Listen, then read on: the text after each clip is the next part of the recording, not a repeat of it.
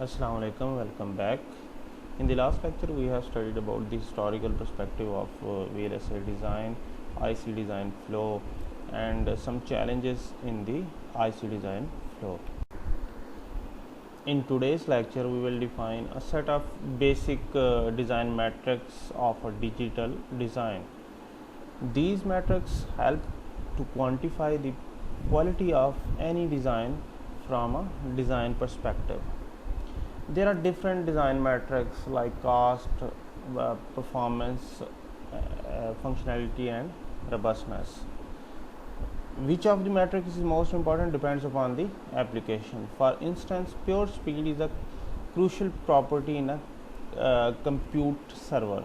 On the other hand, energy consumption is a dominant metric for handheld mobile applications or battery backed applications such as cell phones. The introduced properties are relevant at all levels of the design hierarchy, be it system, chip, module and gate. To ensure consistency in the definitions throughout the design hierarchy, we propose a bottom-up approach. We start with defining the basic quality metrics of a simple inverter and gradually expand this to more complex logical networks. The cost of an integrated circuit is a very important design metric. The total cost of any design can be separated into two components. The recurring expenses are the variable cost and the non-recurring expenses are the fixed cost. First of all, we will talk about the non-recurring expenses or the fixed costs. The fixed cost is independent of the sales volume, the number of products sold. An important component of the fixed cost of an integrated circuit is the effort and time and manpower it takes to produce the design.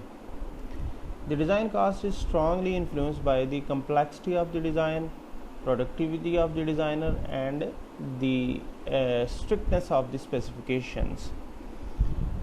Advanced design techniques that automate major part of the design process can help to boost the later. Bringing down the design cost in the presence of an ever increasing IC complexity is one of the major challenges that is always facing the semiconductor industry. Additionally, one has to account for the indirect costs such as the company overhead that cannot be billed directly to one product. It includes amongst others the company's research and development, manufacturing equipment, marketing, sales and building infrastructure as well. Now we will talk about the variable or recurrent cost. This cost is directly attributable to a manufactured product and is hence directly proportional to the produced product volume. Variable cost includes the cost of parts used in the product, assembly cost and testing cost. The total cost of any integrated circuit can be calculated as cost per IC is equal to variable cost per IC plus fixed cost by volume. To calculate the cost of any integrated circuits, there are two important parameters: the size of the wafer and the size of a single chip or a die. As you can see in this figure, this size of a wafer is a round shape and the single die is of a square shape. As we already seen, to calculate the cost of an integrated circuit, there are three important parameters: fixed cost, volume and variable cost. The impact of the fixed cost is more pronounced for small volume products. This also explains why it makes sense to have large design team working for a number of years on a hugely successful product such as microprocessor. While the cost of producing a single transistor has dropped exponentially over the years, the basic variable cost equation has not changed yet. The basic variable cost equation is equal to cost of a die plus cost of a die test plus cost of packaging over final test yield. At the end of the fabrication, the wafer is chopped into dies as we have seen in the above figure, which are then individually packed after being tested. We will focus on the cost of the dies in this discussion, as the cost of packaging and test is out of scope for our course. The cost of a die depends upon the number of good die on a wafer and the percentage of those that are functional, which is also called die yield. The number of dies per wafer is the area of wafer divided by the die area. The actual situation is somewhat more complicated, as wafers are round and chips are square. Dies around the perimeter of the wafers are therefore lost. The size of wafer has been steadily increasing over the time, yielding more dies per fabrication. As it is obvious from the equation, the cost of circuit is also dependent upon the chip area. Increasing the chip area means that less dies fit on a wafer. The equation for dies per wafer can be seen in this slide. Finally, the die yield suggests about the total functional percentage of functional dies. If we assume that defects are randomly distributed over the wafer, then the expression for the die yield is as shown in the slide, where alpha is a parameter that depends upon the complexity of manufacturing process and is roughly proportional to the number of masks. This is an example to calculate die yield. In this example, there is a wafer of size 12 inch, a die of a size 2.5 centimeter square with 1 defect per centimeter square and having alpha is equal to 3. We know how to calculate dies per wafer. There are 296 dies available on this wafer. Out of them, 44 dies are lost in the perimeter. Therefore, we have 252 dies available. As we calculate die yield with the above information, we have 16% die yield. It means that out of 252, only 40 dies are fully functional. This is a table tells you about the die yield of different processors along with its die cost. From the designer perspective, the performance of any digital circuit is characterized by the computational capacity of the circuit. For example, the computational capacity or computational capability of a microprocessor is the instructions per cycle it can execute. The performance of any digital design depends upon the architecture and actual logic design. In this course, we will focus more on actual logic design rather than architecture, as architecture is out of scope for this course. As we know that the basic gates are the building block for any logical network. Therefore, the performance of any logical network is strongly characterized by the design of their gates. The performance or speed of the gate is defined by the propagation delay. The propagation delay of a gate or a digital circuit defines how quickly it responds to a change at its inputs. It is measured between the 50% transition points of the input and outputs. There are two different components of a propagation delay: propagation delay for low to high transition and propagation delay for high to low transition.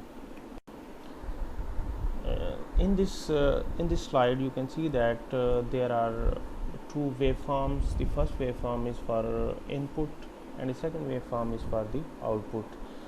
You can see that when input goes from low to high, the output goes from high to low, as this is the waveform inverter, you can see clearly that there are two type of transitions. The first transition is high to low, and the propagation delay for high to low is given, and the second transition is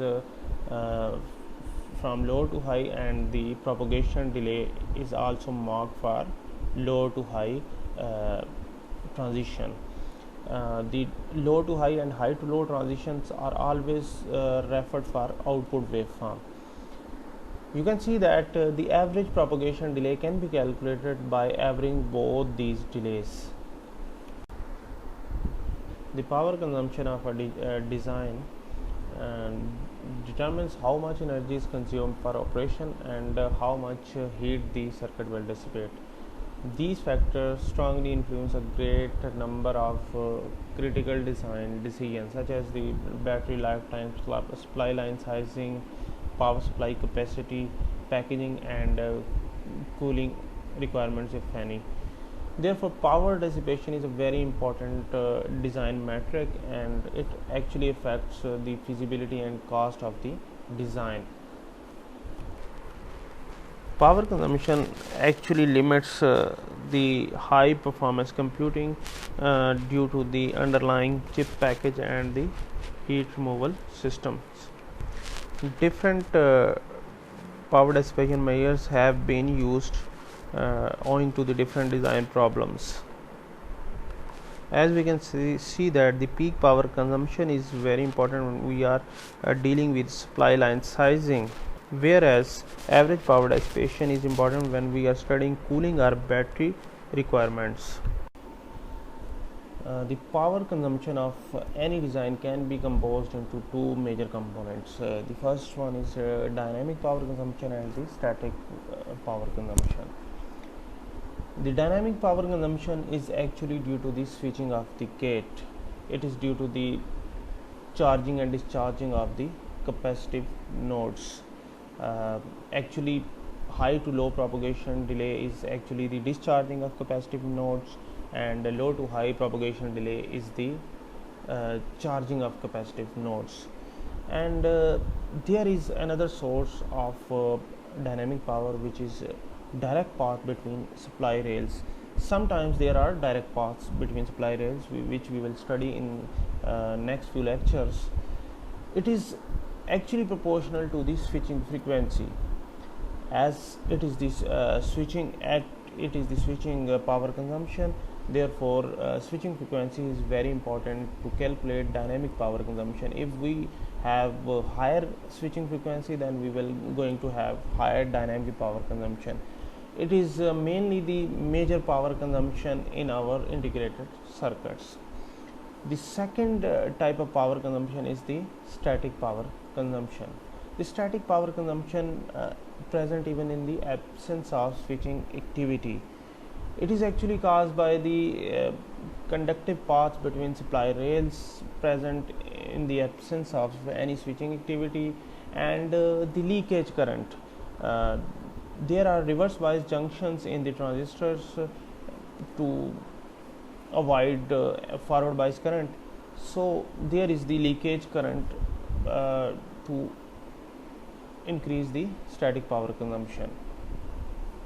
It is always present in standby mode. The static power consumption is a very strong function of temperature. Generally, it is not a big problem, but with the increase in temperature or the application where the temperature can rise, this can be a problem. So we have to counter static power consumption when we are targeting an application with higher temperature. There is a very good quality measure of a switching device that is called power delay product. Power delay product is the energy consumed by the gate per switching event. For a given technology and gate topology, the product of power consumption and product delay is generally of a constant.